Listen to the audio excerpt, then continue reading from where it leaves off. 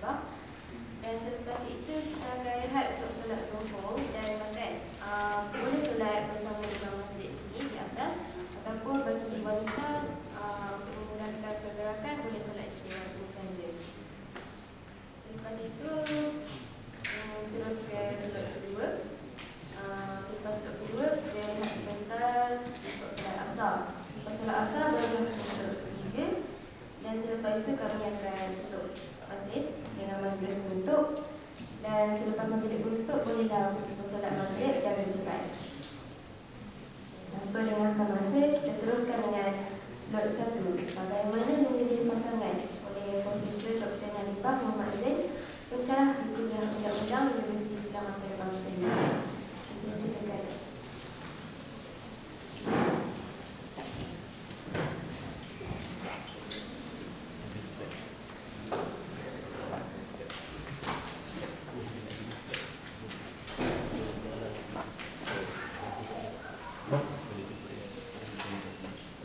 Bismillahirrahmanirrahim. Alhamdulillah rabbil alamin. Wassalatu wassalamu ala asyrafil anbiya wa mursalin wa ala alihi wa sahbihi ajma'in. Rabbi shrah li sadri wa yassir li amri wahlul 'uqdatam min lisani yafqahu qawli. Alhamdulillahilladzi hadana li hadza wa ma kunna linahtadiya laula an hadana Allah. Wassalatu wassalamu ala rasulih wa ala ashabihi ajma'in.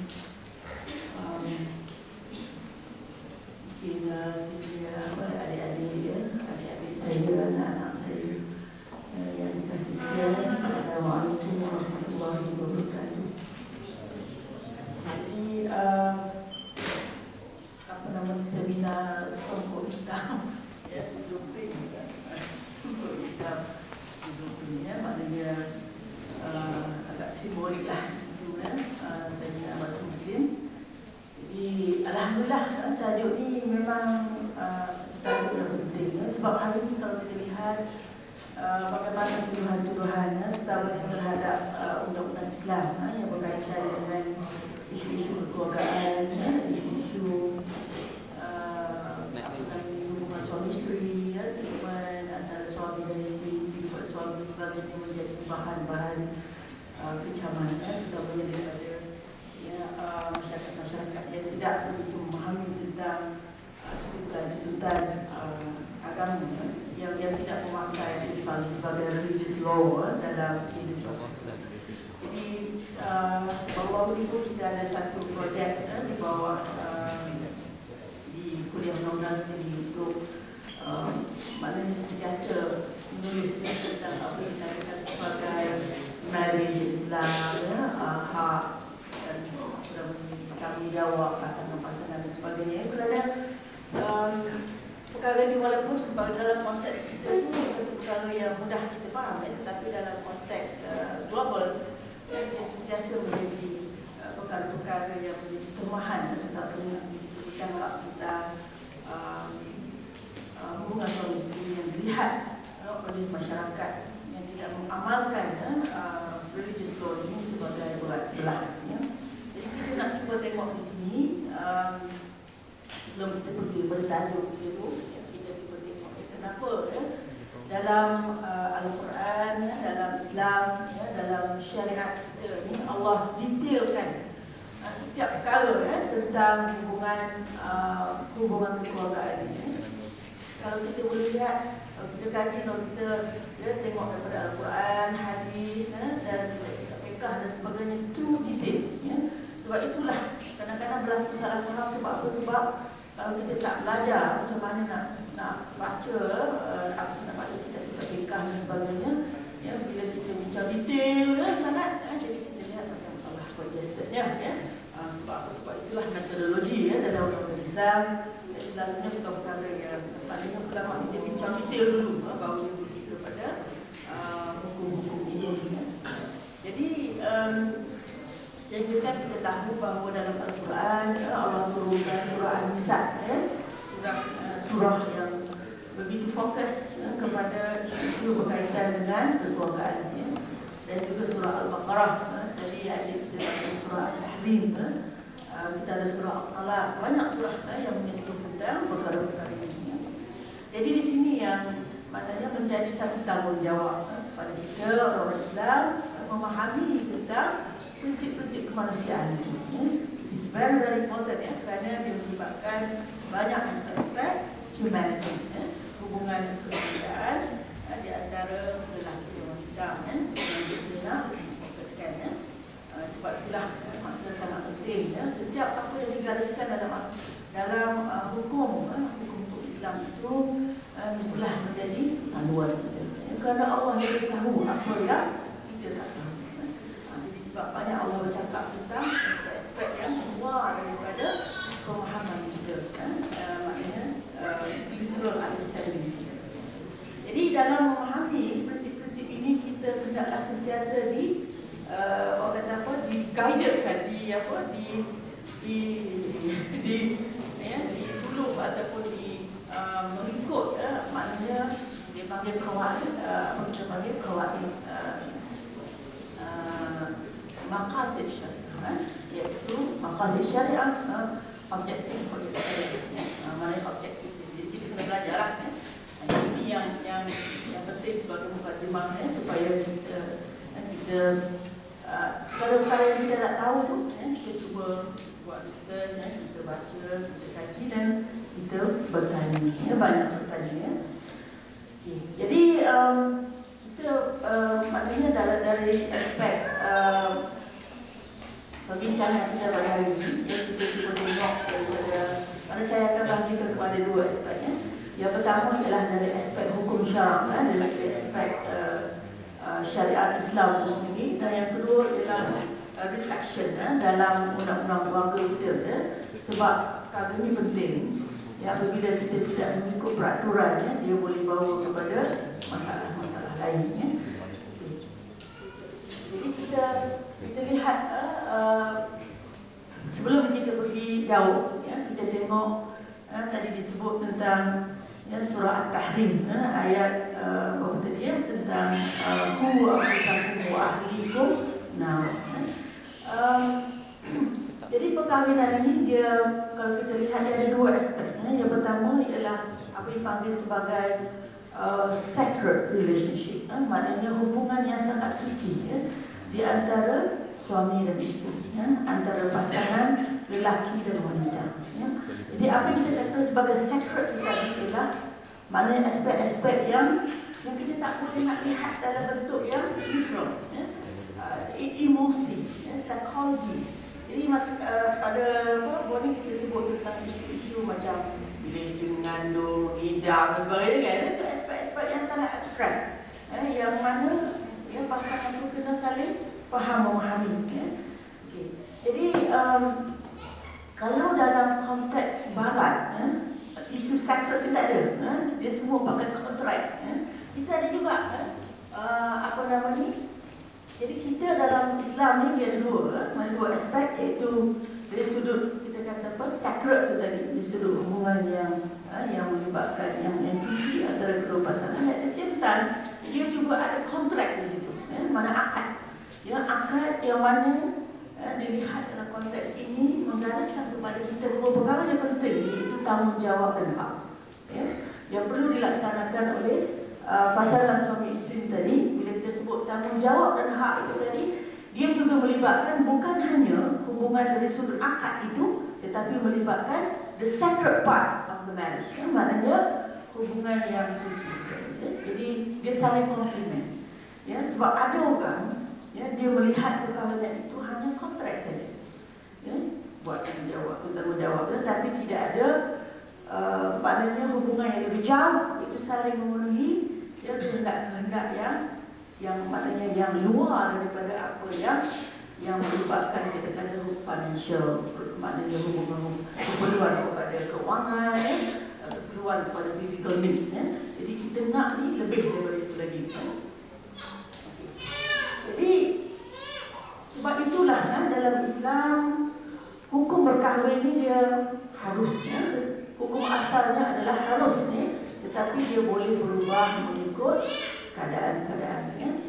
Jadi kalau kita lihat ada 5 hukum perkahwinan, iaitu harus, sebagai hukum umum, ya. Tapi dia boleh jadi wajib kalau dia tak tahan sangat dah, ya. Tengok orang itu nak telan, ya. Sinilah yang kita berubah menjadi wajib, ya. Jadi di situlah kalau kita lihat dalam apa nama ni, kalau antum baca, ya, apa nama ni, Social Justice Islam, Syed Qutb tu, kan, ya, dia ada menyebut bahawa adalah menjadi tanggungjawab, ya, kerajaan untuk membantulah, kan, anak-anak muda ni untuk berkahwin, ya. Sebab hari ni kita lihat masyarakat kita dah tak rasa sangat keperluan untuk berkahwin dalam usia yang sepatutnya, ya. So mungkin saya sebut dalam research yang telah dibuat oleh LPPKN, ya, makna umur perkahwinan sekarang ni 29 tahun bagi lelaki, 29.5, bagi perempuan 25 tahun, ya. Jadi senang melihat kepada pola perubahan dalam masyarakat, ya, di mana masyarakat hari ini dia fokus kepada career, fokus kepada perkara lain. Jadi keperluan kepada perkahwinan itu tidak begitu dilihat sebagai keperluan, ya, sebagaimana zaman-zaman, ya, apa namanya, atuk ayah kita dulu, ya, berkahwin pada usia yang muda dan sebagainya, ya.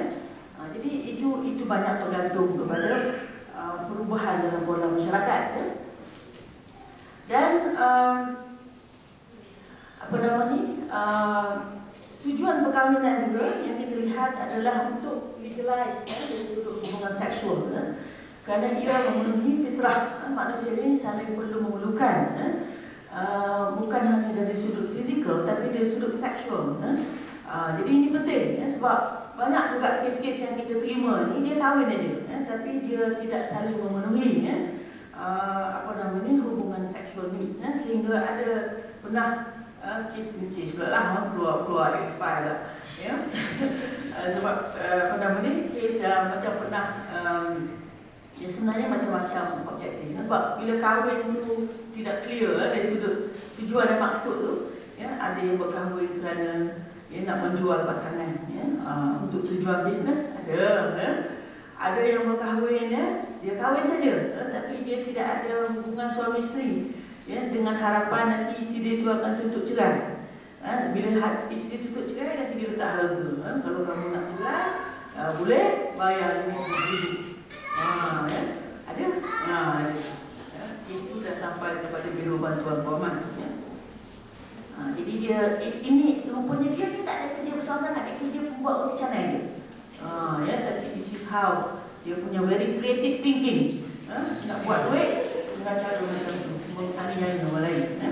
Itu pun tak boleh tu, haram, Jadi itu yang kita tadi wajib, wajib harus, sunnah tu adalah maknanya perkahwinan ni digalakkan, ya, makna sangat digalakkan, sangat disuruh, ya, kerana Rasulullah SAW, ya, ini, ya, dia kata apa namanya, Rasulullah SAW bersabda bahawa, ya, baginda SAW sangat gembira, ya, dengan ramainya umat, ya. Ramainya umat, ya, nanti disebut nanti ciri-ciri. Sebab tu antara ciri-ciri yang penting, ya, dalam perkahwinan ini ialah apa namanya, mencari, ya, pasangan-pasangan yang boleh melahirkan, ya, ramai zuriat, ya. Kemudian haram berkahwin pula, ya. Haram berkahwin ialah apabila pasangan itu tidak dapat memenuhi, ya, keperluan batiniah tadi, ya, keperluan seksual, ya. Jadi sebab itu macam contohnya saya selalu bagi soalan exam, ya, kepada pelajar-pelajar, katalah, ya, orang ni dia accident, ya, dan dia paralyzed. Ada orang paralyzed dia juga, tapi paralyzed maknanya tidak dapat memenuhi keperluan batin, ya, haram, ya. Tapi kalau pasangan itu tak kisah, tak apalah, ya. Sebab tu bila kita sampai ke tahap, maknanya kalau orang lelaki tu dia menghadapi masalah impotence, ya, macam pucuk dan sebagainya, ya. Dalam perkahwinan itu maknanya dibolehkan sampai ke tahap mengubah perkahwinan, ya.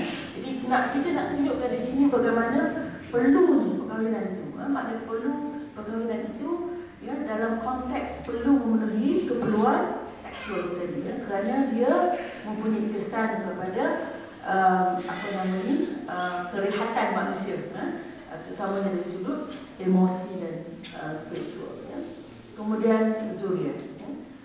Tujuan perkahwinan juga adalah untuk procreation, untuk melahirkan generasi-generasi yang akan datang. Kerana apa? Kerana kalau kita lihat falsafah dalam Islam, dia menyebut tentang tujuan kita melahirkan zuriat ini untuk mendidik anak-anak kita itu sampai ke satu tahap apabila sebagai alam ulama.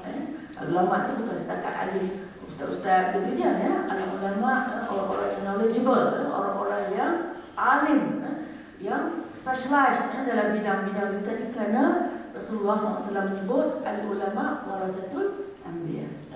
Jadi di sini kita lihat bagaimana dari sudut falsafah, kita bicara sudut falsafah perkahwinan, itu memang sangat, kita kata apa, sangat luas dan sangat fokus. Kita lihat itu apa yang nak dilahirkan daripada sebuah perkahwinan itu. Mana kita kena lihat bahawa ia adalah satu stage yang sangat penting dalam kehidupan manusia. Jadi dalam hal ini, next slide, dalam hal ini,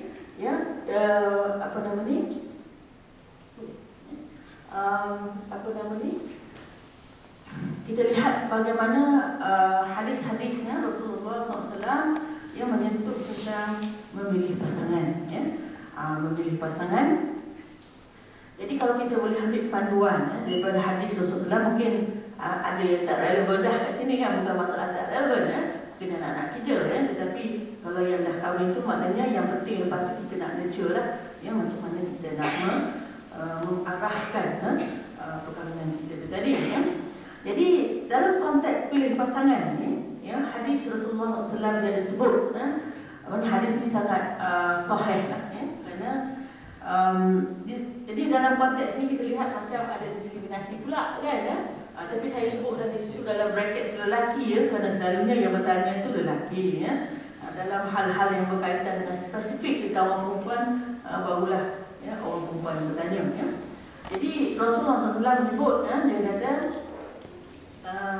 tungkahul mar'ah li arba'in, mana kahwinlah perempuan itu di atas 4 perkara. Li arba'in maknanya lijamaliha, kecantikannya, limaliha, walinasabiha, walidiniha, walidiniha, fasbar bizatidin dari baciadan. Itu hadis Rasulullah SAW. Itu yang kita kata tadi. Apa yang this is the abstract part of it. Maknanya yang abstract. Sebab kadang-kadang kita lihat, saya banyak kes-kes yang dah berapa lama kahwin, berkenalan dulu kan. Ada yang berkenalan selama 8 tahun. Ada belajar kita ni, seorang duduk US, seorang duduk di UK. So berkenalan melalui, kadang-kadang kita pergi mari kat airport dah tu kan, nak pergi belajar sebagainya, kenal kat situ kan. Lepas tu communicate melalui email dan sebagainya kan. So sekarang ni lagi canggih. Tapi 8 tahun kahwin, sebab perkahwinan cuma 8 bulan. Nampak tak di situ? Kadang-kadang dia tidak menjamin dari sudut lamanya berkenalan itu, mungkin tak tahu nak kata apa. Tapi masa dia datang jumpa tu, masalahnya sebab dia isteri dia tu mengandung, dia kata suami dia nak anak tu belum lahir lagi pun. Nampak tak kat situ? Punyalah apa punya mentaliti yang ada. Jadi daripada kes-kes yang kita datang, saya nak cerita tadi tentang kenapa Rasulullah SAW kata fasfar bizatidin. Kahwinilah wanita itu di atas 4 perkara. Kecantikannya, hartanya, nasabnya, dan agama. Rasulullah kata pilih yang agama. Yang lain itu penting, maknanya equally important. Semua itu penting. Tetapi yang paling penting di situ adalah agama itu tadi. Kerana apa? Kerana itulah tadi bersyadakan. Maknanya boleh menyelesaikan banyak masalah di situ. Sebab apa? Daripada kes-kes yang datang yang hari ini yang kita hadapi ni, kes-kes yang boleh katakan di dalam The Star bagi dia report 83% maknanya kes-kes perceraian itu pun saya ingat di Klang Valley saja, di Lembah Kelang saja 83% ya, perceraian. Maknanya tinggi, sangat tinggi. Ya, menggambarkan apa kita kata sosial, masalah sosial yang berlaku di negara kita. Dan daripada kes-kes yang datang ke klinik bantuan guaman kita pun, yang itu boleh katakan 90% adalah disebabkan masalah-masalah agama, faktor agama. Ya. Solat tak jaga, ya. Tak tahu tanggungjawab dan hak sebagainya, perkahwinan, ya. Tak tahu kahwin itu sebab apa, ya. Tak pernah belajar, ya. Tiba-tiba kahwin. Ya. Jadi tak kurang juga kita tengok ada kes-kes yang telefon kena pukul, ya, kena pukul baru sebulan kahwin, ya, baru sebulan kahwin dah kena pukul, nak cari tempat perlindungan dan sebagainya. Ya. Jadi ini masalah, ya, masalah-masalah yang kita lihat, ya, bagaimana apabila kita kata apa, personality ataupun diri kita tu sendiri tidak dapat, ya, membina, ya, keluarga itu tadi, dia boleh, ya, menjadi masalah di tengah-tengah jalan. Ya, sebab itu, ya, kita lihat, ya, isu yang menjadi masalah adalah isu agama. Itu dalam konteks kita di Malaysia lah. Mungkin dan bukan hanya itu saja. Ya. Jadi kalau kita yang biasa mengkaji tentang undang-undang keluarga Islam, ya, sebab undang-undang keluarga Islam dia sangat luas, ya, dia melibatkan isu rights, ya, isu violence, domestic violence sebagainya. Ya, kalau kita tengok domestic violence all over the world, adalah merupakan tertinggi, masih lagi tertinggi dari sudut persentage.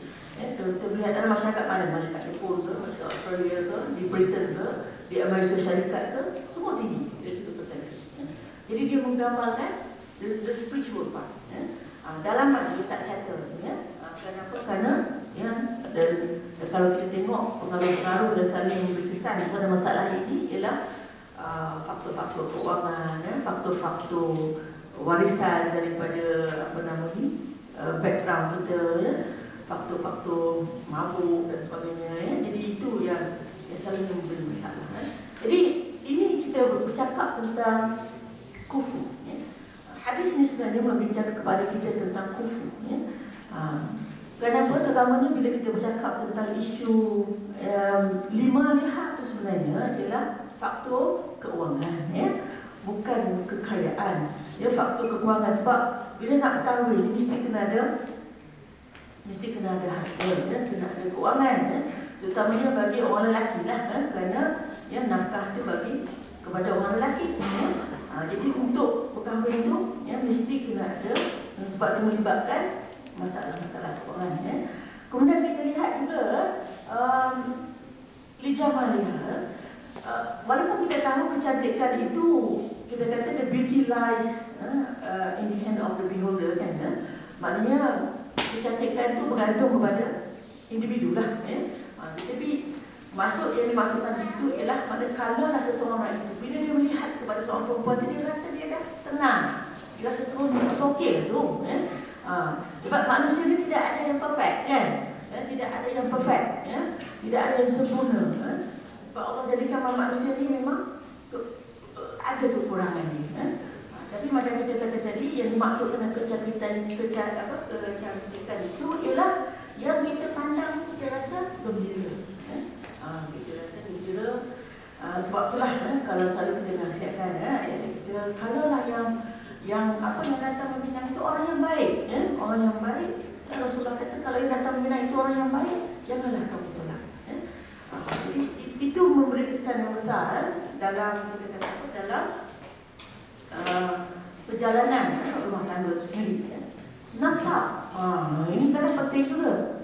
Dari sudut kufu, dari sudut nasab, ya. Walaupun kita lihat macam setengah-setengah imam mazhab ini sangat strict bila membincangkan tentang isu kufu, terutamanya mazhab Hanafi, ya. Kalau kufu tak kufu dia boleh sampai ke tahap boleh membubarkan perkahwinan, ya. Sebab apa? Sebab kita kata nasab saja, contohnya nasab. Sebab macam Imam Syafi'i, dia detail bila membincangkan tentang isu nasab. Kalau kita baca kitab Imam Nawawi, dia kata kalau anak seorang saudagar nak berkahwin dengan seorang anak tukang jahit, itu dikira sebagai kitab kufur, ya, dalam konteks Imam Syafi'i, ya. Tapi kalau macam Imam Hanafi, imam-imam yang lain, dia membincangkan konteks kufur ni cuma daripada perspektif agama, mazhab agama dan akhlak. Itu saja. Tapi Imam Syafi'i dia detail tentang isu ini. Jadi bila kita bincangkan hadis ni nampak simple saja, tapi kesannya besar. Contohnya macam ni. Saya pernah ada kes-kes yang dia berkahwin tu, katalah dia kahwin dengan orang yang rendah taraf.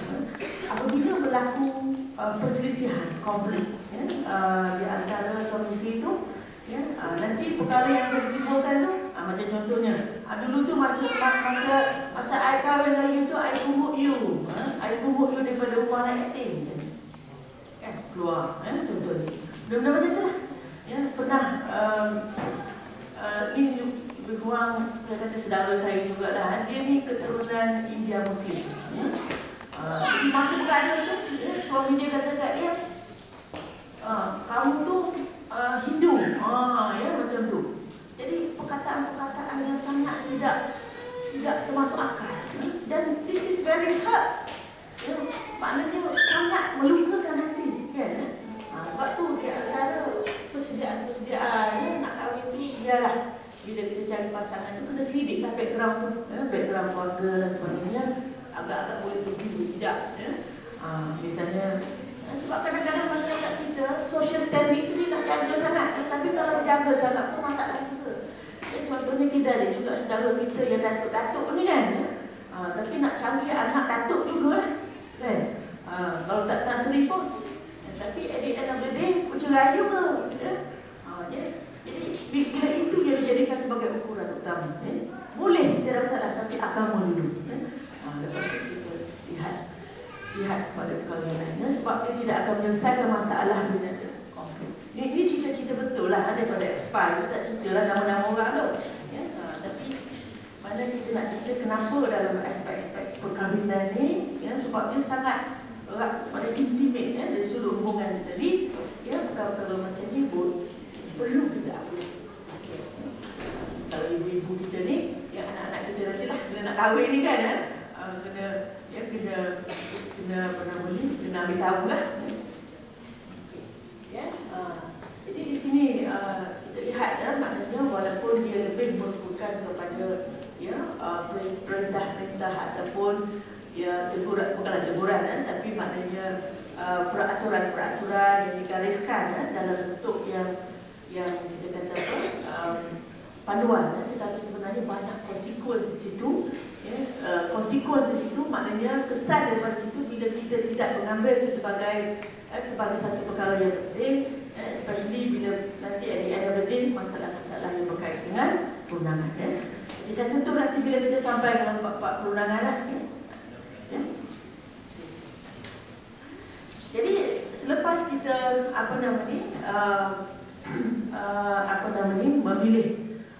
melihat kepada hadis Rasulullah SAW tadi, memilih pasangan, kalau yang kita suka, yang bila kita lihat kita suka, itu sebenarnya adalah tanda-tanda bahawa Allah Subhanahu Wa Taala dah mempertemukan. Sebab kadang-kadang orang ni, tiba-tiba ada seorang student saya tu, bukan student saya lah, pelajar UAE, seorang mengaji kat Jepun, seorang mengaji kat Jerman,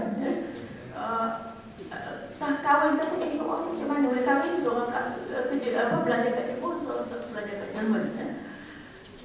Dia kata kahwin masa dia pergi ke Jepun, dia tak silap.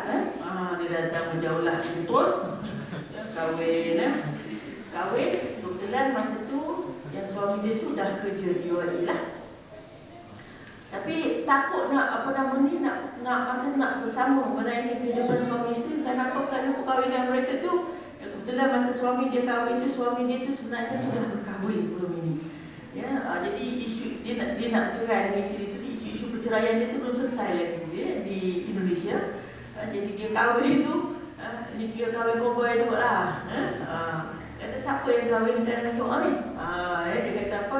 Ada seorang Indonesia juga yang tinggal di Jepun ni, kahwinkan dia. Dia tak ada saksi tu, ada dokumen apa-apa? Tak ada apa-apa. Macam mana nak buat ni? Sebab nak prove macam mana? Lepas tu ada statement dia daripada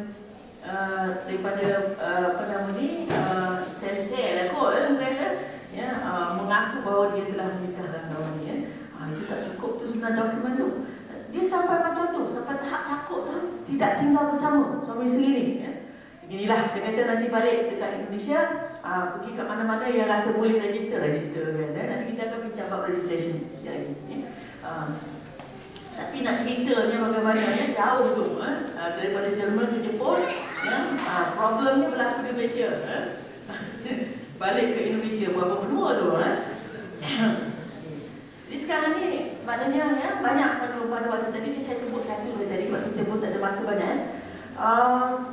Lepas itu maka kita kena pergi kepada satu tahap yang lain, iaitu khitbah, ya, bertunang. Ya. Apa penting bertunang dalam konteks Islam? Ya?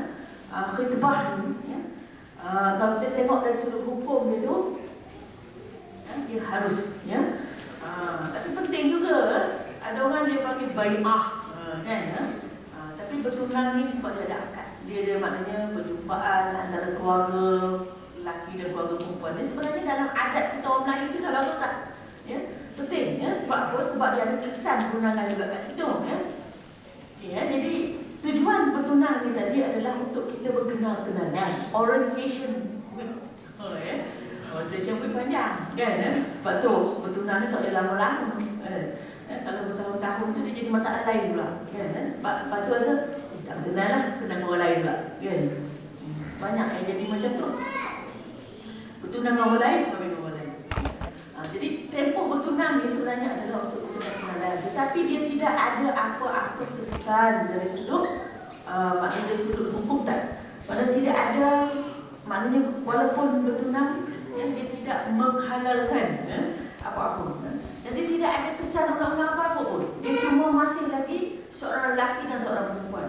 Cuma dia ada perjanjian di situ, iaitu perjanjian untuk berkahwin. Itu dia. Ya. Tapi makna tak bolehlah naik dalam kereta mana cerita berani tu pergi bersia-sia dekat pantai-pantai, tak boleh. Ya. Itu kesalahan lah dari sudut ikhtilat, itu tak boleh lah. Ya. Jadi di sini, ya, maksud kita sebut tidak membentuk apa-apa hubungan tu tadi, ya, kerana apa? Kerana ada kes-kes di Malaysia, ya, masa bertunang ni dah bagi rumah dah sebiji. Kan? Tu orang nak especially mungkin yang kaya-kaya tu, kan? Dah bagi rumah, dah bagi kereta, dah bagi segala. Tiba-tiba tak jadi kahwin. Macam mana nak buat tu? Boleh kes, ya? Perempuan ni kata dia nak jual rumah tu. Laki kata dia nak juga bahagian dia. Macam mana ni, kan? Ya? Sebab bila kita bagi hadiah-hadiah yang macam itu, ya, dia jadi hadiah lah, ya? Kita sebut kesan tadi. Jadi maksudnya sini janganlah berlebih-lebih, ya? Masa bertunang itu, ya, bagilah, maknanya tanda hadiah-hadiah tu memang ada lah, ya? Tapi jangan kita berlebih-lebih. Sebab dia tidak ada apa-apa ikatan, ya? Tidak ada apa-apa ikatan di situ. Jadi kita kena faham tu, ya? Jadi di sinilah kita nak membina kita tadi, ya, keserasian, ya? Dan bolehlah kalau dah tak serasi itu jangan duduk paksa, kan? Jangan paksa diri kalau tak serasi, ya? Saya ingat ada satu case ni very complicated, tapi melibatkan foreigner, seorang Afghan, seorang Egyptian, ya. Tapi sebab kes ni datang kat kita, masalah tu kat Malaysia lah. Tapi dia orang kahwin di US, sama-sama belajar kat US. Tapi bila tengok masalah tu, kata bila ni orang ada masalah ni, kan? Kita putih lah. Dia kata apa? Belum kahwin lagi dah ada masalah, kan? Habis tu kenapa you tak, maknanya tak putuskan lah, tak maksudnya tak payahlah proceed dengan perkahwinan tu kalau memang dah tahu dah memang ada masalah, ya? Dia kata sebab dia at the very last stage sangat dah, dia kata masa tu, ya? So dia kira tawakal Allah lah, tapi tak menjadi dah dapat gayanya, ya? Tak menjadi sebab apa lepas pada tu, ya? Tapi dalam itu pun dia orang dah kahwin, I think more than anak dia pun dah 10 tahun sekarang. Dia anak perempuan seorang, ya, maknanya dalam 20 tahun pada tu. Sebab macam tu. Jadi apa masalah ni? Masalah violence satu lah, ya. Ini masalah pelik, ya. Maknanya dia discover, ya, suami dia ni, ya, katalah di meja kan, ya, dalam rumah ni, ya. Dia kata saya ni letaklah buku atas meja ni. So remove that book. alihkan buku tu. Saya kata, dia kata dia tak guna pun meja tu. Dia kata nanti saya nak guna. Aku PL tu. Dia tak tahu dia cakap macam mana. Tapi memang dia suffer, dia suffer. Mana dia pun tu. Dalam rumah tu tak boleh ni, tak clean ni tak boleh. Very perfectionist. Perfectionist ya. Kita nak perfectionist pun pada padan lah kan ya. Beri daripada derek tu pasal badan nak mengilat kan. Kalau nak clean pun kena mengilat sendiri lah jawabnya kan. Jadi tak ada manusia yang perfect, tapi this is what happen ya. Jadi at the end of the day kita dalam 2-3 bulan yang lepas paksa meneruskan ceraian dia ya. Dia dah tak tahan lah.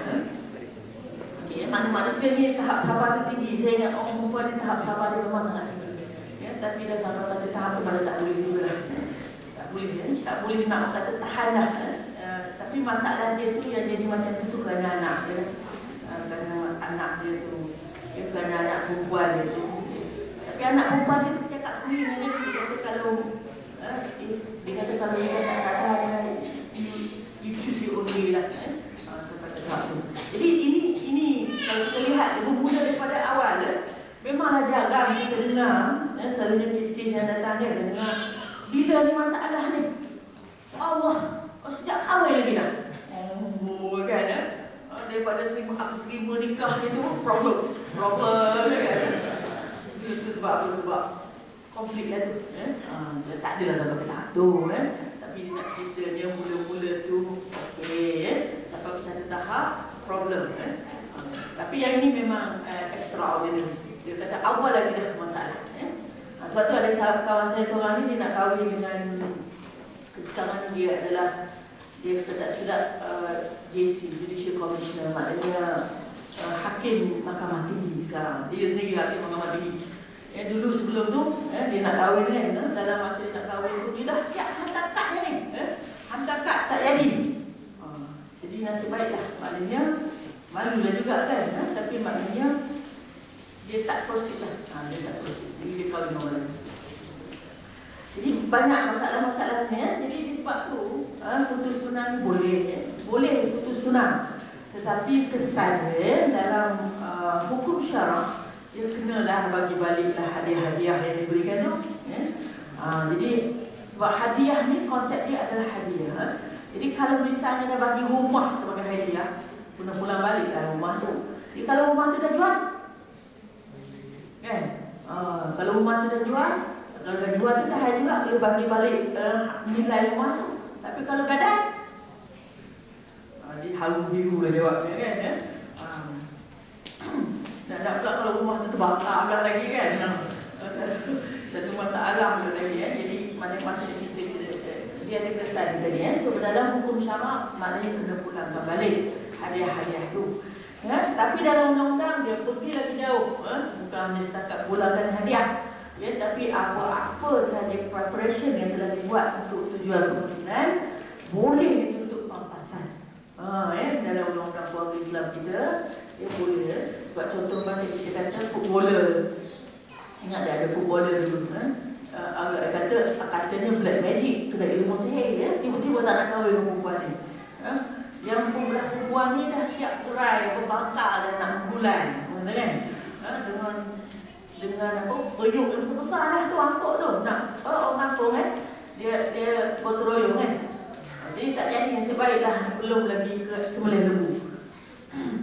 Jadi ini pun maknanya kos-kos segala kos sewa semua tu boleh dituntut dari sudut bayaran pampasan sama ada yang memutuskan daripada pihak lelaki maknanya pihak lelaki perempuan tuntut, kalau yang memutuskan daripada perempuan lelaki tuntut macam itulah dalam undang-undang kita dia tidak ada membezakan antara lelaki dan perempuan jadi undang-undang kita siapa yang putuskan pertunangan itu tanpa sebab-sebab yang munasabah boleh buat tuntutan itu itu ada. Tapi saya ingat orang mungkin tak faham sangat tentang peruntukan ini, tak ramai yang tutup kita tak banyak kes sangat tapi pernah ada satu masa dulu seorang MP di Perak.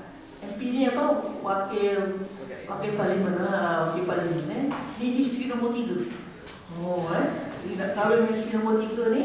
Isteri nombor 3 ni dah siap buat kenduri dah panggil orang ni dia tiba tunggu tak mari. Ya. Pengantin tak mari-mari dia nak nikah ni. Kan? Ekonomi dah sangat-sangat dah. Jadi itu dia kata tadi tak jadi. Itu dah mana kos kalau ekonomi tu boleh tutup. Maksudnya itu dalam undang-undang kita. Jadi berat sebenarnya tuntutan ni. Jadi sebenarnya kena apa nama ni? Sebab tu kita kena hati-hati ya. Itu tak tambah lagi kalau dah buat bilik lah kan, dah tambah bilik kat beki rumah semua nak kahwin, itu pun boleh tutup juga. Dah saya ingat ada satu dulu lecturer UM yang putus tunang, dah tempat gaun, dia roti tempat lain lah gaun kahwin kan. Tak jadi juga. Tutup lah. Kalau nak tutup lah ya. Lavish lah sebab macam really hoping ya untuk nak kahwin ni tiba-tiba tak jadi. Jadi banyak satu masalah ya. Jadi ini kita masuk sikit dalam bab perundangan. Jadi dalam tu saya tak pergi detail sangat tu ni. Kalau apa-apa soalan nak tanya nak tulis ke nak apa ke tanya ya. So sekarang ni proses perkahwinan. Tadi kita dah bersenang ya, bersenang satu stage ya, tentukan tempoh untuk nak bertunang. Dan dalam masa ni jugalah apa nama ni mas kahwin dan sebagainya kita tentukan. Dan mas kahwin ni pun satu hal juga ya. Sekarang ni pelik-pelik pula dia punya jumlah tu ya. Dalam hukum syarak ya, mas kahwin ni ialah satu jumlah hadiah. Dia hadiah sifat dia hadiah. Walaupun kita tak jadikan sebagai satu syarat ataupun apa nama ni syarat sah perkahwinan, tetapi dia adalah dia bukan rukun ya, tapi dia adalah merupakan satu kita kata hadiah wajib. Dalam hukum dia panggil hadiah wajib. Sebab ada beberapa mazhab, ada mazhab yang kata rukun. Maknanya kalau tak bagi tu tak sah lah perkahwinan. Kalau ni, tapi di Malaysia kita tak pakai, kita tak katakan rukun, kita kata sebagai hadiah yang wajib. Yang mesti diberikan. Ya. Biasanya kalau orang kata apa, ada pernah dulu cikgu saya dia kahwin, dia kata apa perkahwinan ini dengan mas kahwinnya sama-sama redha. Boleh ke? Tak ada duit sangat. Jadi biasanya apa? Biasanya kes apa? Kes tangkap pasar. Tangkap pasar. Kalau mas kahwinnya sama-sama redha, tak ada masalah, sama-sama redha. Tak ada, tutup dah kata kan? Sama-sama redha. Tapi biasanya kes tangkap pasar lah. Sebab memang kalau di Malaysia tangkap pasar memang dikahwinkan. Jadi mas kahwin ini adalah beberapa persediaan penting lah. Jadi mungkin dalam konteks kita kena faham konsep mas kahwin ini dia adalah hadiah wajib yang diberikan oleh pihak lelaki kepada pihak perempuan. Maknanya daripada sokong hitam kepada tudung pink lah. Ada lelaki pakai tudung pink lah. Ada di Kelantan lelaki sama lelaki kahwin. Hebat. Malam kahwin tu lari pula malam pengantin tu lari pula tidur di sebelah rupa-rupanya sama dengan Cina jadi ada kes-kes macam ni tu lari sama tu dalam tahun juga kata sampai lama sangat kan. Sebab dalam Islam setahun kalau tak bagi nafkah batin dah boleh buat kesulitan pasal sebenarnya perkahwinan itu tidak sah. Macam mana seorang lelaki sama lelaki kahwin? Jadi apa nama ni? Jadi mas kahwin tu adalah hak mutlak ya. Tidak boleh di-share oleh nak buat peduli kahwin kan, tak boleh ambil daripada duit tu. Itu mas kahwin hak mutlak. Nak pergi saham ke, nak buat mas tongkol ke, itu suka hati lah. Nobody can question. In fact suami pun tak boleh nak ngeleng-ngeleng lepas tu. Pinjam sekejap ke, tak boleh. Jual mahal sikit lah. Sebab itulah sebenarnya apa dia punya kesan psikologi di situ hadiah dia tadi. Sebab selalunya apabila kita dapat sesuatu free ni, kita tak appreciate kan. Betul tak? Kita rasa itu abang bagi hadiah kat kita. Kita tak adalah menjaganya sampai macam kita rasa kita sangat rasa macam susah payah kita nak dapat kan. Kalau kita mengeluarkan sesuatu untuk mendapatkan sesuatu itu, kita akan really value dan appreciate. Itu tujuan dia, iaitu nak melahirkan tadi perasaan kemanusiaan, kemanusiaan, mana untuk melahirkan intimacy antara lelaki dan itu tujuan dalam konteks mahar tu tadi. Sebab tu mahar ni tak bolehlah terlalu tinggi hingga menyusahkan, dan tidak pula terlalu rendah sehingga seolah-olah ada orang kata kalau buah tu mahar tu tak apa aku pula jadi menjadikan fitnah pula dalam masyarakat. Sebab tu Rasulullah SAW kata yang paling baik mahar itu ialah sederhana. Sederhana, dan sebenarnya murah mahal kepada sederhana tadi affordable lah, yang boleh juga. Sebab pernah ada satu kes kronik juga kes ni, kes ni sebenarnya kes ni melibatkan seorang tudung pink yang perangai dia tu orang katakan boleh tahan juga. Jadi kawan-kawan dia kata marilah kita jodohkan tudung pink dengan songkok hitam yang baik. Gitu. Tujuannya supaya songkok hitam ni ubahlah perangai tudung pink ni. Nampak tak? Itu satu objektif yang tak apa betul kat sebenarnya. Manusia ni bukan mudah untuk kita nak ubah perangai. Bukan melalui kami. Ada orang boleh tapi that is not the main objective. Jadi bila dia buat macam tu, masa nak kahwin tu pinjam dah duit, pinjamlah, kahwin dan sebagainya, mak ayah bagilah duit, pinjam. Dilepas berkahwin tu, banyaklah maknanya duit tu terpaksa digunakan untuk nak membeli perabot rumah dan macam-macam. Sebab tu kita mula-mula kahwin ni berpada-pada lah kan. Janganlah beli semua benda cash kan. Maknanya plan lah kita punya bajet tu sekadar yang kita ada. Jangan sampai kita terpaksa berhutang selam pula kerana nak mencukupkan keperluan rumah. Memanglah kalau kita tengok orang Arab dia kahwin, saya ada kawan Arab masa dekat, masa mengaji dulu, Jordan. Dia kata kalau kat Jordan, dia kena list dah apa nak panggil. List dia tu bukan semata-mata duit ataupun hadiah-hadiah hantaran. Tapi list dia tu katilnya, rumah tu mesti kena siap. Almarinya, dia kata bubuh dalam list dia sebenarnya. Tapi lepas pada itu tak semestinya. Maknanya mesti nak semua benda kena selesai jam-jam tu juga. Itu kawan dia kat Jordan lah. Tapi maknanya masyarakat Arab macam tu lah. Kalau Saudi, mahalnya sangat tinggi. Mahalnya sangat tinggi. Bila nak kahwin, dia pergi cari perempuan lain luar daripada Saudi. Sudah mahal sangat, tak afford. Jadi ramai pula orang di Saudi, perempuan yang ni nak duit kita orang Saudi lah cerita yang tak kahwin dah pula. Jadi yang kahwin dia tak nak ambil dah umur-umur yang dah lebih-lebih kata-kata tu. Dia ambil yang muda-muda. Jadi masalah sosial pula sekarang ni di Saudi ni kerana mahalnya tinggi. Jadi kita nampak di situ. Sebab tu Rasulullah SAW sebut tu dah kat line dah bagus sangat dah. Tak apalah, orang kata sikit pun tak apa tapi biar dengan kemampuan kita, itu penting tapi tak bagi langsung pun tak boleh juga. Bagi saya sama-sama result tu tak adalah bagus sangat sebenarnya. Nampak macam idealnya, bukan idea tu, bukan idea, tidak mengikut syariat tu. Sebab Rasulullah SAW ingat pada zaman Nabi, dia kata ya Rasulullah tak ada apa sahabat Nabi nak kahwin kan. Rasulullah kata kamu hafal tak ayat Quran dia kata jadi dinikahkan dengan mahal itu ayat Quran ni tadi.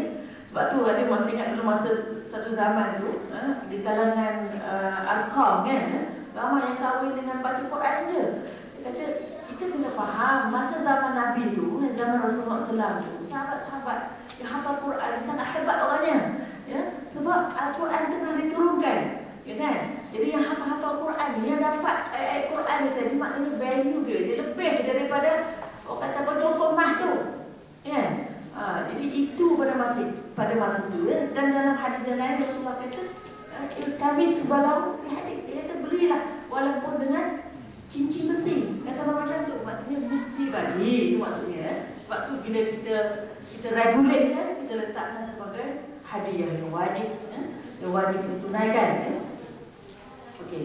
Tapi yang penting di sini ialah selain daripada persediaan-persediaan tadi, persediaan kewangan yang paling penting lah, persediaan kewangan, persediaan mental, persediaan fizikal, another important aspek aspek ialah proses. Ya, ni masuk bab perundangan sikit ya. Proses nak kahwin.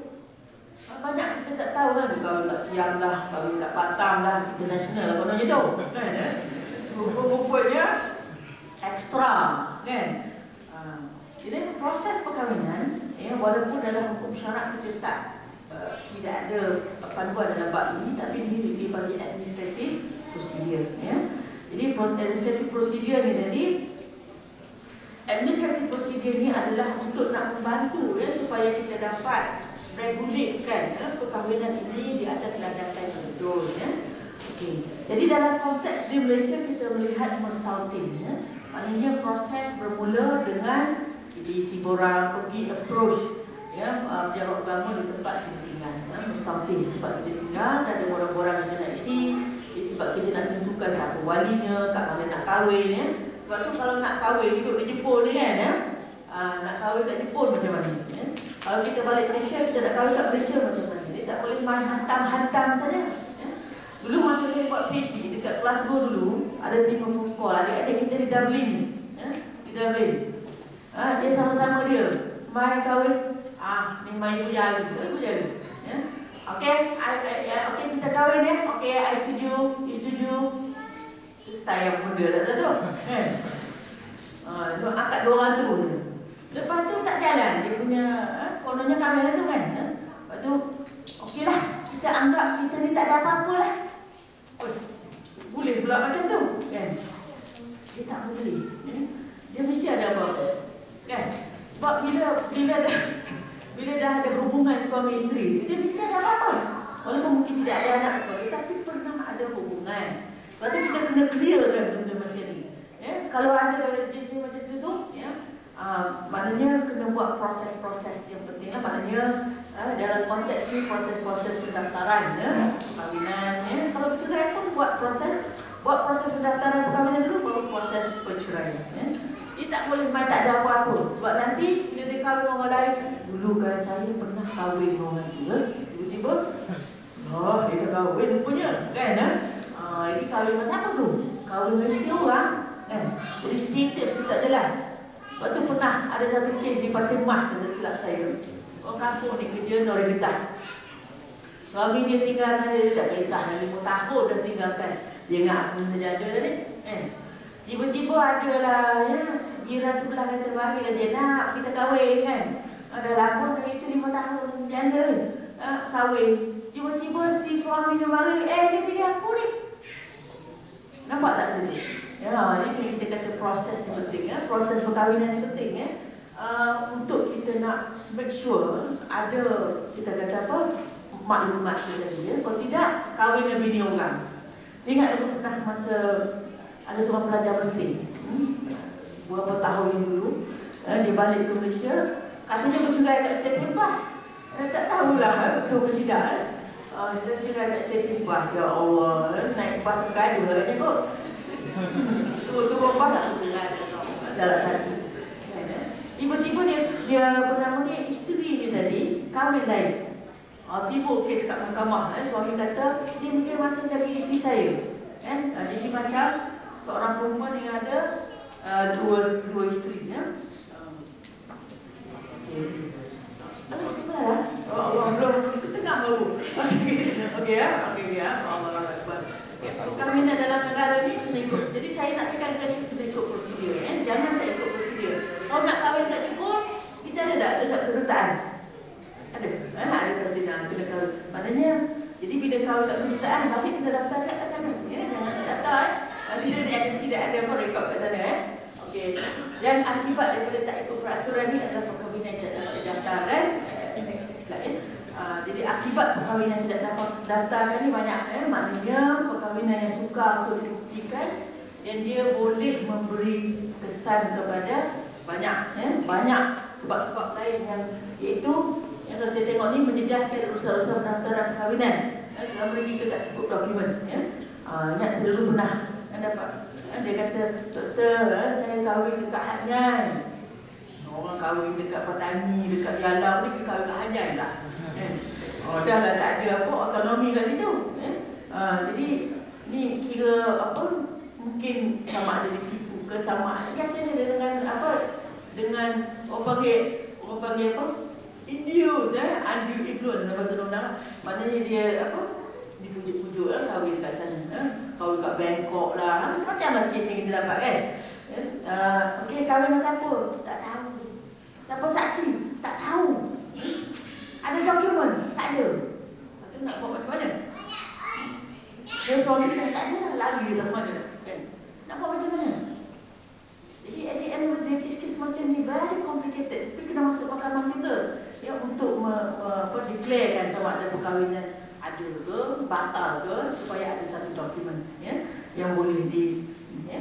Jadi masalah orang kata tak cukup dokumen ni, nanti dia memberi kesan pula kepada masalah anak pula lahir ya. Kita pun ada kes boleh ya. Dia kahwin, kita punya student UAE ni, dia kahwin dengan American. American ni dia mengaji kat UAE juga lah. American ni dah ada isteri sebelum tu ya, nak cerai, proses nak cerai, belum cerai lagi dah kahwin dulu. Kata kenapa kahwin tak sabar-sabar? Sebab proses cerai tu belum ada lagi, tak nak poligami punya isu timbul. Ya, siapa yang nikahkan? Ya, ayah nikahkan. Ya. Ayah dia nikahkan, bukan ayah dia betul pun, ayah tiri dia, dan beberapa orang profesor di UAE tu yang nikahkan. Kata tak nak ni. Pergi ke mahkamah ni, semua profesor tu kena dengar kan. Jadi saksi sebagainya kan. Okey, tak apalah. Jadi dia ada isu yang kita tadi, maknanya dia kahwin katalah bulan 1. Jadi dia ni masalah dia kahwin semula. Buat permohonan proses bulan 5. Jadi maknanya dalam rekod bulan 5 dia dah mengandung dah masa tu. Jadi dia melahirkan anak 4 bulan kemudian. 4 bulan kemudian bila pergi pejabat pendaftaran, nama bapa tak ada lah dalam apa surat berani. Nampak tak sini complication dia kan? Jadi kita nak tanya boleh dah selesai ke belum selesai lagi kes tu. Kita berapa tahun dah ni kan? Sebenarnya boleh je, cuma kita nak dapatkan kalau tak ada pun confession lah daripada profesor ni tadi yang nikah ni tu. Tapi kena benda lah. Tapi yelah, mahkamah pun takkan nak kena dengar, kena pun mungkin sikit lah. Tapi maknanya complication masalah berkaitan ni banyak. Besar cara anak ni memang sangat banyak ya, di kes ni. Sebab apa? Sebab bila tak ada sebab, Jabatan Daftar Negara dia nak tengok ada surat nikah yang sah surat nikah yang sah dan tempoh perkahwinan dia mestilah lebih daripada 6 bulan. Itu fatwa yang sedia ada lah, walaupun ada perbincangan ulama dalam bab ni, kita tak setulah, nanti banyak complication ya.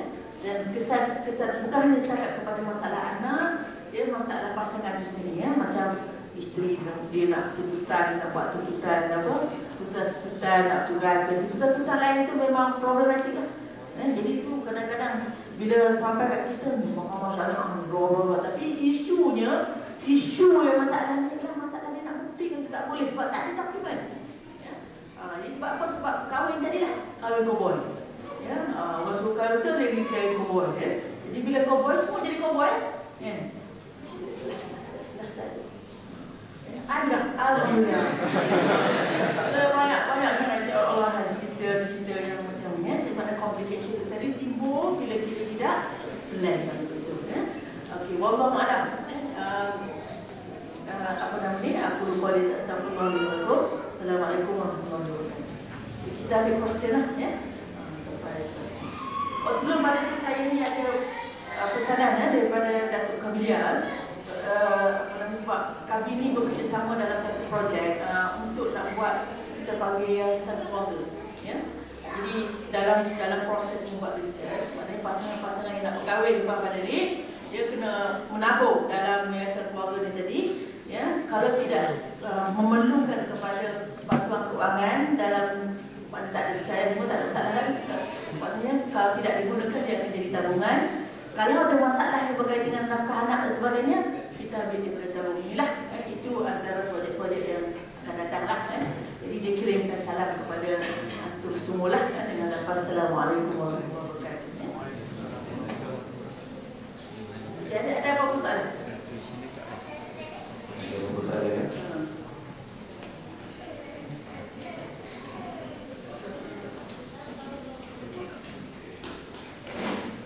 Ada soalan yang dipaskan. Soalan pertama, bagaimanakah untuk menjawab atau menghadapi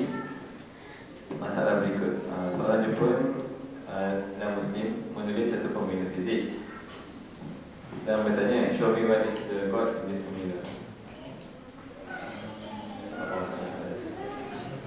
Masih ada soalan? Soalan depan, kalau penanya soalan tadi boleh sikit soalan tu pun tak ada faham soalan ni.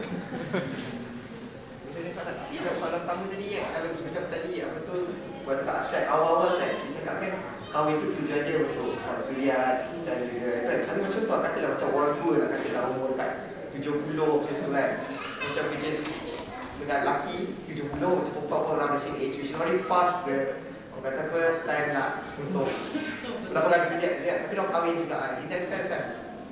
Yang tua-tua lah. Yang tua-tua. Faham. Dia sebenarnya general rule lah kita kata ya. General rule maknanya tujuan kita tu ini untuk pasangan-pasangan yang muda lah, yang baru nak kahwin. Yang itu dah masuk dalam bab mawaddah warahmah kita ni lah. Kesian ya. Untuk seorang-seorang. Sebab dia sebenarnya itu fitrah juga. Ya, fitrah manusia ni perlu kepada pasangan ya, untuk hidup sama-sama tu. Ayah saya pun macam tu juga. Bila mak meninggal, dia tak boleh duduk seorang kan? Dan kebiasaannya bila ni, sebab ada juga orang yang duduk seorang ya? Tapi tak ramai yang macam tu. Very rare species orang tu ya? Kebanyakannya bila pasangan dia meninggal, orang perempuan dia level of utilize sikit. Sebab dia lepas pada bila dia dah that age tu, dia akan association dia dengan anak-anak dan sebagainya. Tapi orang lelaki dia punya survival tu dia payah sikit. Sebab sudah lelaki dah, tapi orang perempuan kalau pun ada juga. Tapi dalam hal ini, general tu tak pakai dah. Dia pakai general lain. Maknanya keperluan kepada pasangan. Dia bukan pasangan, not so much on the sexual needs, not so much on other things, tapi dia lebih pada keperluan yang ada tempat nak berbual. Kan? Nak berborak-borak, kan? Cerita-cerita lepas-lepas, kan? Nak pergi apa, nak pergi solat sama-sama. Lebih kepada apa kita panggil tadi, rahmah tadi, ihsan antara suami isteri. Dan mereka tidak akan look forward lagi kepada post marriage dulu, lebih kepada procreation, lebih kepada tanggungjawab dan hak. Kita tanggungjawab juga, tapi dalam konteks menghabiskan orang kata apa, masa-masa sisa-sisa yang ada. Dan sebab saya tak ada few cases like this, perception. Perception macam ada setengah, ada seorang datin kita ni, dia dah buang dia punya apa rahim dia. Kadang perception orang kita kan bila dah buang tu macam tak perlu lagi dah set kepada sexualist. Dia baru dalam 50-an masa tu. Jadi dia ingat ke suami dia tu fikir sama macam dia ya? Tapi suami dia ni masih lagi memerlukan kepada hubungan seksual. Jadi suami dia ni secretly sebab dia tak nak lukakan hati isteri dia, secretly menjalinkan hubungan dengan wanita yang lebih muda, mungkin dalam 20-an ke, saya rasa macam tu. Jadi isteri dia sangat suspicious. Dan kalau dia nak pergi rumah anak-anak dekat KL tu, suka sangat suami dia ni. Macam tu, suka sangat. Jadi rupa-rupanya, jadi bila isteri dia balik, dia rasa macam ada something wrong kat rumah ni, kan? Tapi dia tak cerita kepada isteri dia. Dia tak cerita kepada isteri dia. At the end of the day, isteri dia merajuk, bla-bla-bla. Dia left the house. Dia tinggalkan rumah. Suami dia pula rumah dalam orang minyak pun tak ada dengan. Jadi bila dia datang jumpa saya tanya dia apa perception dia. Jadi perception dia rasa macam dia tak perlu. Dia tak perlukan lagi maknanya sexual life tadi. Not knowing the fact that macam husband dia tu masih perlukan. Dan susah kata kat dia, kita kena ambil kira benda macam ni. Maknanya dalam konteks ni, maknanya kita kena benarkanlah suami dia tu berpoligami. Kalau dia tak boleh nak satisfy suami dia punya keperluan tu tadi. Ya? Jadi dalam hal ini, maknanya isteri dia tu kena faham tentang benda tu tadi. Dan suami dia tu pun kena terus terang kepada isteri dia bahawa dia perlukan lagi dalam keadaan-keadaan macam ni. Ya? Itu yang kita kata dalam pasangan tua-tua ni. Ya? Bukan semua yang tua-tua kalau macam saya ingat dalam level 50-an lain lagi tau. Ada pun ni kawan dia 60, kawan dengan orang 30 lebih. Itu berkenalan melalui yang kata website tu. Kan? Website pemasaran dia kata tu kan. Itu masalah itu. Tapi yang disebut tadi tu yang kita kata maknanya itu kita sebut umumnya. Dan biasanya relevan untuk orang yang baru nak berkahwin, dia baru nak kahwin, yang belum kahwin lagi tapi baru nak kahwin. Tapi jangan lewat sangat. Yang umur 40, ni baru kita terima satu kes 40, kahwin dengan orang yang umur 30. Bila kita dah umur 40, 50, ya, kita dah ada satu value dalam diri kita. Maknanya kita nak gini. Dan kita sebab kita dah orang kata dah complete kan, full life. Cuma sekarang ni nak ada orang dalam rumah tu. Tapi duduk seorang-seorang pun tak ada juga kan. Jadi bila kahwin, bertentangan value tu tadi. Bertentangan value yang dia tak nak terima. Dia kata, I tak naklah ceraikan dengan orang mahkamah, I takutlah dia masuk jail. Tak ada lah masuk jail kan. Dia tak boleh nak. Yang isteri ni pula, yang isteri ni tak nak cerai lah. Sebab kata kalau seorang tak nak cerai, seorang nak cerai, seorang tak nak cerai, kena masuk mahkam lah. Dia kata tak apa, I will go that process. Dia kata. Sebab dia tak nak dia tu salah. Dia dah, tapi dia tak nak teruskan perkara tu dia juga. Kan? Jadi, nampak maknanya sebab tu umur tu penting juga tu dalam kita nak menentukan tempoh. Jadi the best time is dalam awal 20-an. Orang perempuan pun macam tu. Awal 20-an ni dia masa subur lagi. Walaupun ada yang tahun 20 boleh misalnya juga. Tapi maknanya kesuburan tu dalam tahap itu tadi. Awal 20-an tadi. So sekarang maknanya kalau 25 tu dah agak-agak macam dah agak-agak CP lah, border-border lah. Jadi kalau boleh rancang lah. Okey. Answer the question. Soalan lain, minta penanya memberitahu nama dan pribadi miskin. Ada soalan lain? Malu ke? Soalan lagi, boleh lagi.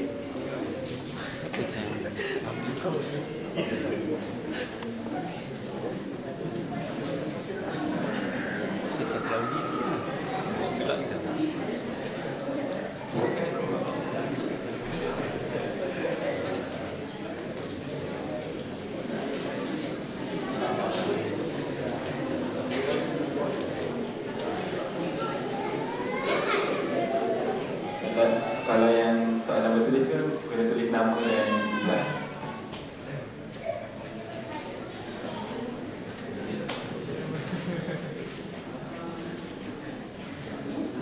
Betul nak pun kata orang keluarga ya.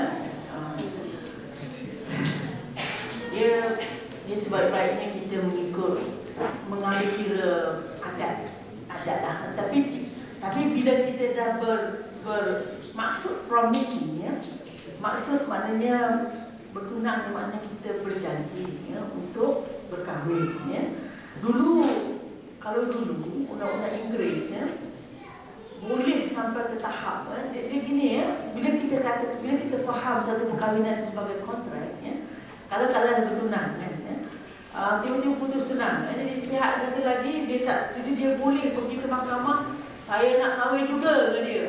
Mesti kena kahwin ya. Dia panggil spesifik performance dalam undang-undang tapi undang-undang dah dihapuskan tak ada lah. Dalam undang-undang Inggeris pun dia tak iktiraf juga bertunang ni sebagai mempunyai apa-apa kesan dari sudut perundangan ya. Okay, jadi bertunang tanpa pengetahuan keluarga ni boleh, tak ada masalah maknanya kira bertunang lah juga, tapi tidak mengikut adat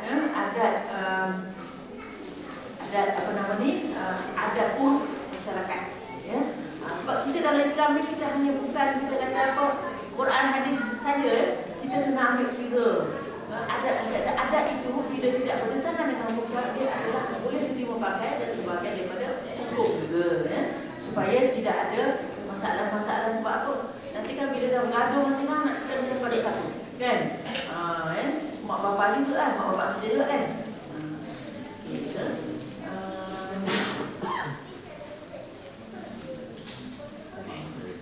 itu paduan mana hadis Rasulullah SAW tadi, maknanya kalau wanita tu memang dah bersedia dah untuk kahwin bersedia untuk kahwin, kalau ada di antaranya cara-cara yang baik dan semua yang maknanya kita tak payah nak berkira-kira sangat, maksudnya gitu jangan sampai satu tahap kita tengok boleh ada kereta Mercedes baru kita nak apa sebab orang dulu kerja apa jadi kita di sini maknanya kita kena reasonable lah kita kena reasonable tapi dari sudut keuangan, kemampuan keuangan tu kita kena ada sebab dalam perkahwinan ni banyak menyebabkan keperluan keuangan jadi kena ada preparation lah jadi dalam hal ini macam saya kata tadi, terima tak terima tu itu kita punya option ya.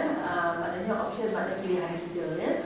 Tetapi panduan-panduan yang kita sebut tadi itu panduan yang telah digariskan kepada kita supaya jangan sampai kita terlalu berkira sehingga nanti jadi adat tu. Kan? Ramai banyak kes-kes yang wanita-wanita kita jadi adat tu sebab apa? Adat tu nak cari yang handsome dah, nak cari yang tinggi, inci dia cukup sekian-sekian lah, kan? Ataupun yang gaji besar lah, kan? Jadi at the end of the day, sorang-sorang. Jadi kita tak nak sampai ke tahap tu lah. Dan tidak pula terlalu mudah sangat sehingga tak cek langsung. Tiba-tiba tengok, tak pukul pula, kan? Ada masalah-masalah lain. Jadi bersederhanalah di sini.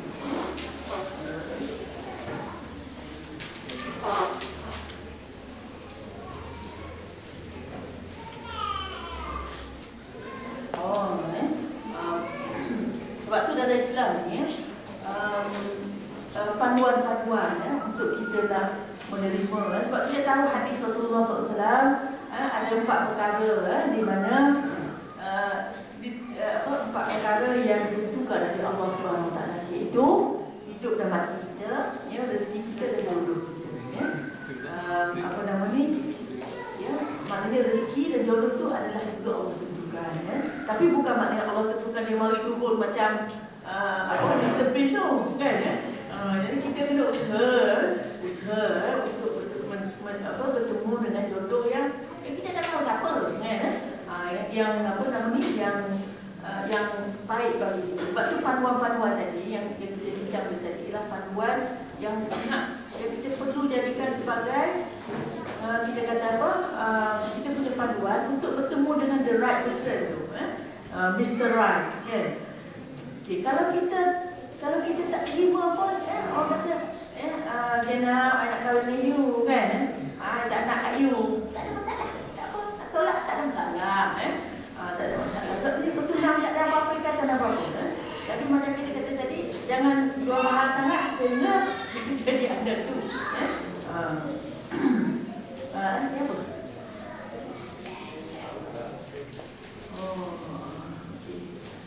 Dalam menentukan hukum, hukum ni tadi, hukum ni tadi ialah melihat kepada bukan siapa yang menggunakan, keadaan kita juga.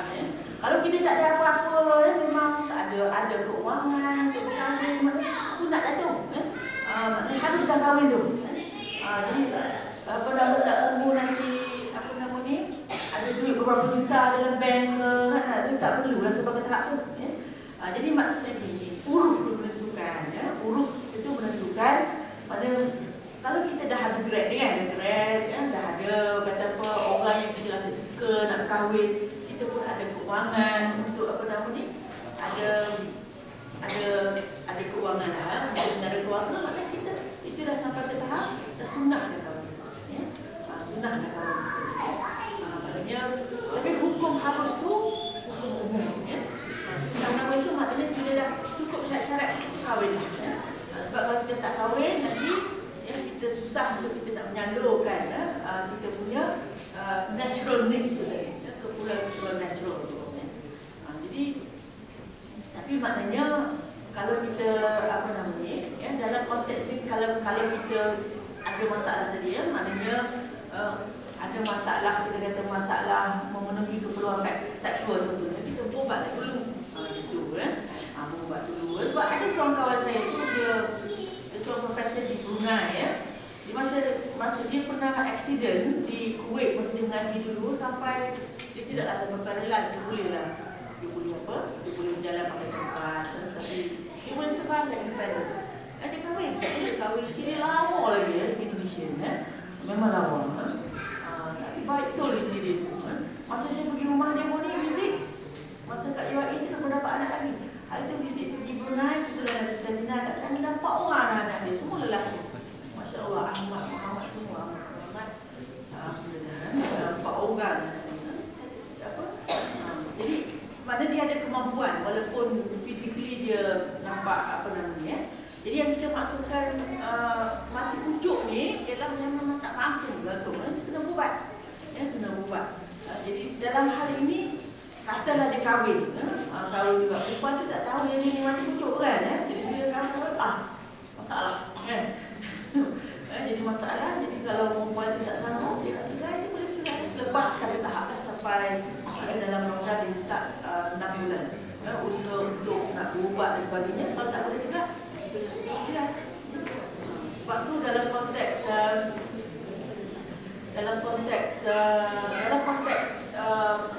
suami pula, ya, kalau isteri dia tak boleh memenuhi keperluan seksual, suami tu boleh berpoligami, ya. Itu kadang-kadang dia juga rumble kata macam tak berapa betul hukum tu, ya. Tapi sebenarnya macam ni, sebab pernah ada satu kes dulu di 12 Gombak sana. Isteri ni memang paralyzed, ya. Dia kerja dalam polis ke tentera, betul paralyzed, ya. Suami dia ni baik dah, suami dia kahwin lain, tapi jaga isteri dia tu, sehingga isteri dia tu meninggal dunia. Tapi dia kahwin lain dengan isteri. Tapi mula kenapa kita tahu kes tu ialah isteri nombor 2 ni komplain, ya. Dia tidak dilayan dengan baik oleh suami dia, sehingga masa dia bersalin dia terpaksa bayar sendiri semua. Sebab tahap tu lah. So kita pula lah nak kena tengok isteri nombor 2 ni, ya. Lepas tu bayar perfectionist, dia kata perfectionist tak tu. Dia kena mengelak rumah ni sampai kilat kecil. So macam tu, tapi tak lama lepas pada tu ingat husband dia berubah lah, maknanya maknanya dia punya hubungan perkahwinan tu baik semula. Tapi maknanya kenapa dia tidak menjadi nombor 1 tu, dia jaga tu sebab dia kata kerana isteri nombor 1 ni lah dia jadi kaya. Ada pula orang macam tu kan. Kerana isteri nombor 1 dia ni yang adalah dia jadi dia memang dia buat bisnes lepas tu, dan dia memang prosper dia punya bisnes dia. Itu kepercayaan dia lah, ya. Tapi maknanya masing-masing ada sebab, ya. Sebab tu sebenarnya dalam Islam pun perceraian itu tidak digalakkan. Sebab kalau isteri diceraikan pun susah juga dia kan, siapa nak jaga dia. Terutamanya kalau dia itu tidak ada saudara mara untuk nak jaga dia, tak ada keluarga. Sebab sekarang ni banyak orang kita ni dah tak ada keluarga terdekat untuk nak jaga, ya.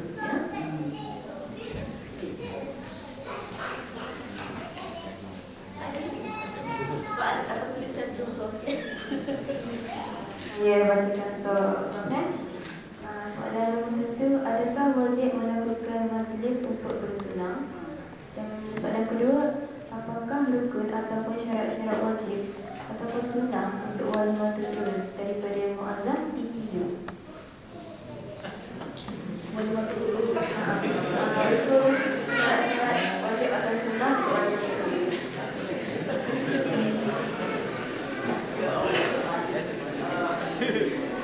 Majlis bertunang ni macam tak ada urut.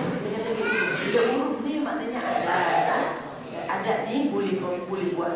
Tapi sebenarnya penting tu tadi biar ada satu kita kata gini, ya, satu kesan ataupun tanda yang mengatakan bahawa mereka ni dah bertunang. Maksudnya supaya sebab dia ada hukum kat situ. Dalam hadis Rasulullah SAW dia kata apabila seorang itu bertunang, dia sama macam bila kita berjual beli, ya. Bila orang dah bertunang dah ada tanda. Jadi orang lain tak boleh lah nak pergi mengendeng-endeng. Macam tu. Sebab walaupun dia tidak adalah sampai ke tahap macam apa nama ni sah atau tidak sah perkahwinan selepas itu, tak boleh mengendeng-endeng tu maknanya morally wrong. Dari sudut moralnya salah lah. Kita orang ni dah bertunang pun kita pergi buat lagu tunang dia pula. Itu dari sudut hadis Rasulullah lah. Sebab tu penting ada satu kita kata bukan perlu majlis yang lavish, ya. Majlis yang simple untuk nak mengatakan bahawa ada persetujuan. Persetujuan sebab kita kena ingat kahwin ni bukan hanya melibatkan dua pasangan je, family belah sini, family belah sana, kan. Family yang besar. Kalau kami dulu dengan datuk nenek semua datang-datang, menyaksikan satu important event dalam perjalanan hidup kita ni. Satu yang kita nak ingat, kan. Kita nak memory nanti gaduh-gaduh sikit, ingat dah dulu masa kita nak berjunang ni macam mana, kan. Jadi this is the memory yang kita kena build up lah. Jadi bila kita kahwin, cerita lain pula, kan. Jadi keluarga sini nak berkenal lagi keluarga sana, supaya nanti bila rasa-rasa nak gaduh-gaduh sikit, malu mata juga, kan. Kita dah jadi sudah hubungan kekeluargaan itu penting. Sebab tu dalam Islam ni semua orang saudara, kan. Saya sebenarnya itulah lebih suka kalau kita mengikut urut masyarakat, mengikut urut tu. Adakah majlis yang simple, janganlah sampai orang kata apa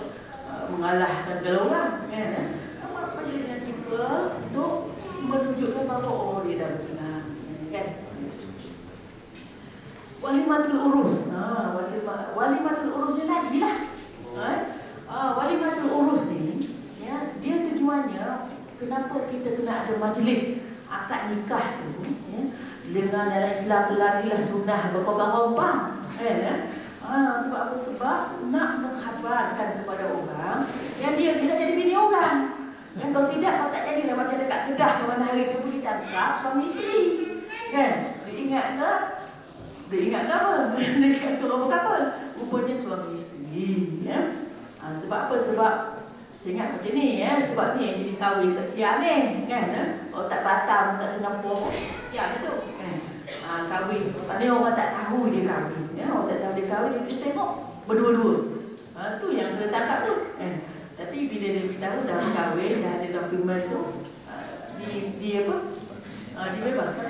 dibebaskan lah.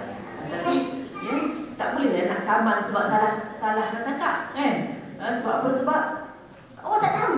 Macam tu. Nampak tak pentingnya tu walimatul urus tu? Jadi sebab tu dalam Islam, bila kita dijemput untuk menghadirkan diri ke walimah al-urus ni, dia wajib datang. Wajib datang. Jadi macam tu ni. Jadi memang disunatkan untuk bergembira-gembira lah, berberiah-beriah, bergembira-gembira. Kalau kita ingat Imam Mazhab Imam Malik mensyaratkannya supaya diadakan majlis walimatul urus, ya. Tapi janganlah sampai bergadang bergolok lah, macam tu lah, ya. Setakat yang mana yang boleh lah, ya. Tapi saya rasa mengikut urus masyarakat, ya. Kalau kita di Malaysia ni, ya, sekarang ni macam gotong royong kat kampung tu sebenarnya bagus, kan, ya? Sebab kita bekerjasama antara orang kampung, kan, seorang gulai, seorang sebagainya, kan. Kalau di bandar-bandar banyak kita pakai teri, kan. Apa-apa pun tak apa, ya? Yang pentingnya mengikut kemampuan, kan? Jangan sampai berhutang. Dia bawa isu lain pula. Okay. Ada lagi soalan?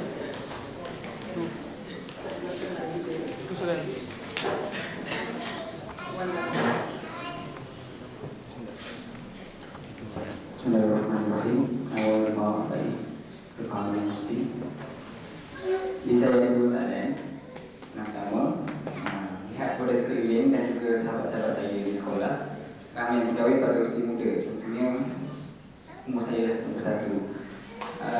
Dan yang berkahwin antara jarak jauh dengan di antara dua buah negara, contohnya Jepun dan Malaysia, Jadi bila kedua-duanya sedang belajar, jadi maksudnya tidak dapat bersama. Jadi pada ketika itu saya nak tahu bagaimana tanggungjawab seorang suami terhadap isteri, kerana dia tidak dapat menunaikan tanggungjawab dengan isterinya di Malaysia dan di negara. Jadi saya pertama, soalan keduanya, contohnya si suami berumur yang antara 25 dan 26, itu awal kerja. Tapi isteri masih lagi menuntut sama ada 19-20 tahun. Jadi beza umur dalam 5 tahun itu. Jadi ketika itu isteri memiliki tanggungjawab sebagai seorang pelajar. Jadi bagaimana tanggungjawab seorang isteri itu terhadap suami itu? Duduk sama ini? Ini tidak sama. Tak sama juga? Sama. Ini biasalah kat UAE pun banyak kes macam ni. Saya sebenarnya tidaklah, saya sebenarnya tidaklah against, tapi saya tak begitulah menggalakkan kahwin usia muda ni sebenarnya. Tadilah sebab kena menjawab tadi. Tapi kalau kita memenuhi tanggungjawab tu tak ada masalah, ya. Cuma kita kena uruskan supaya maknanya urusan-urusan yang berkaitan dengan keuangan itu tidak melibatkan orang lain, ya. Pada belajar independen supaya rasa tanggungjawab itu lebih, ya, dalam menguruskan kita kata perkahwinan itu, ya. Cuma jarak jauh ni, ya, jarak jauh ni memanglah generalnya tak digalakkan, ya. Tak digalakkan maknanya jauh, terutamanya pada awal-awal perkahwinan. Tapi kalau kita terpaksa tu macam kita kata tadi, sebab kita dah ambil risiko. Bila kita ambil risiko perkahwinan jarak jauh, maknanya kita kena uruskanlah masa kita tu. Ya, dulu pernah masa dekat Oxford tahun lepas tu, kita ada seorang adik kita ni belajar di dia belajar di US. Ya. Dia belajar di US, suaminya itu duduk belajar di London. Ya. Jadi masa cuti lah mereka berjumpa. Dia kata, saya tak sempat nak pergi jauh lah sebab bila time tu dia terpaksa datang. Ya, tak ada masalah. Ya. Tak ada masalah. Jadi kita kena uruskan apa nama ni, urusan-urusan itu tadi, dan seboleh-bolehnya pada masa ini fokus lebih kepada menguruskan hubungan itu tadi. Ya, menguruskan hubungan suami isteri tadi supaya ya jangan tersilap communicate dan sebagainya kan. Sebab saya ada beberapa kes yang melibatkan kawan sendiri memang yang boleh mencegah dari email tu ada ya. Jadi kita tak nak berlaku sampai tahap itu sebab payah nak buat, especially bila kita mula-mula perkahwinan ni. This is the time where kita baru nak faham perangai masing-masing, dia suka makan apa kan ya, itu benda-benda tidak kan ya. Jadi benda-benda macam tu dalam proses penyesuaian. Jadi kalau ini missing dalam konteks hubungan kita tu tadi, jadi dia akan memberi kesan juga kalau kita tidak menguruskan dengan baik ya. Tapi macam dia kata tadi, tapi kalau kita urus, maknanya bukan mustahil lah, tapi kena urus. Tapi dia suruh tanggungjawab semua. Tanggungjawab sama ada belajar ke tak belajar ke, bila kita dah kahwin ya, maknanya kita redha dengan suasana yang kita ada tu tadi. Tanggungjawab suami sama dari sudut keuangan tu ya, dari sudut kita kata apa memberikan hak-hak dia dan sebagainya kepada isteri ya. Isteri pun sama dengan suami. Jadi maknanya tak boleh nak kayu tiga masa kan, ada jauh tu kan. Jaga dari sudut hubungan, jaga dari sudut hubungan ya, apa nama, suami isteri, jaga aib suami isteri, jaga luas besar lah jadi maknanya sama, semua jarak je yang berbeza ya.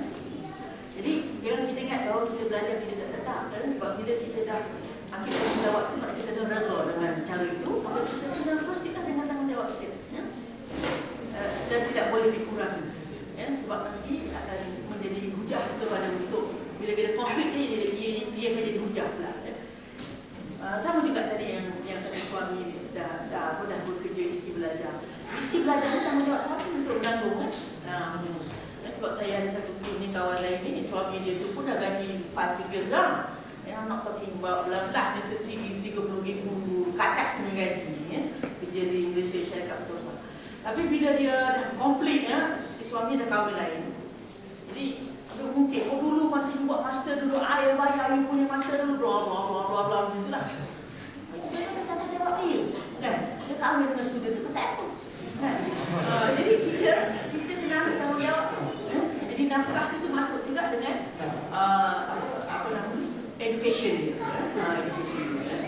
Jadi apa-apa pun bermula daripada titik awal. Titik tolak awal tu maknanya bila kita dah redha dengan itu, kita kena ambil tanggungjawab. Jangan ada satu kes ya, ni adik perempuan kita ni arrange marriage ya, betul dia tak kenal dia kata tak apalah dia kata okeylah try dulu kira maknanya bila berkahwin tu dia tak nak tanggungjawab, dia rasa dia tak nak pergi orang awal pertama dia tak pergi, dia tengok macam pelik semacam at the end of the day after 2 years ya, duduk macam tu tak ada hubungan apa-apa dalam konflik macam tu.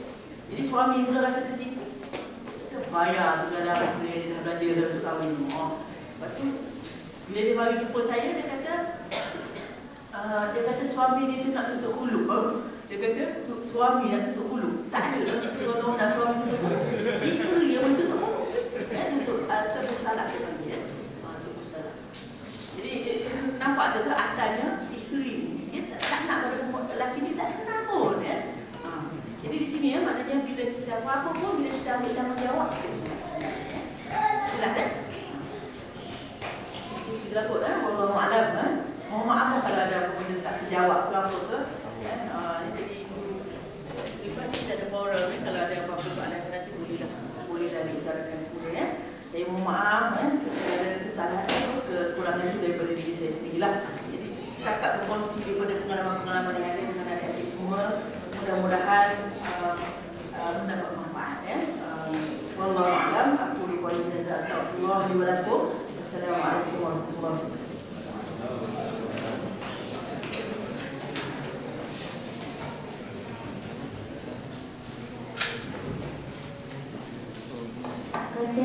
saya Dr. Hajifah.